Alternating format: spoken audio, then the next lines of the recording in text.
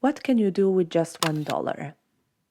You can buy a candy bar, a pack of gum, or a can of soda.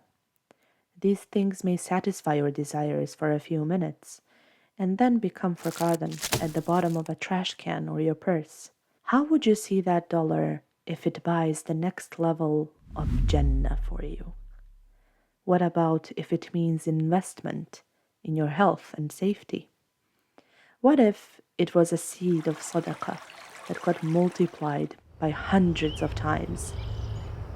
That is what $1 spent on what pleases Allah subhanahu wa ta'ala looks like. Allah says, the example of those who spend their wealth in the way of Allah is like a seed of grain which grows 7 spikes.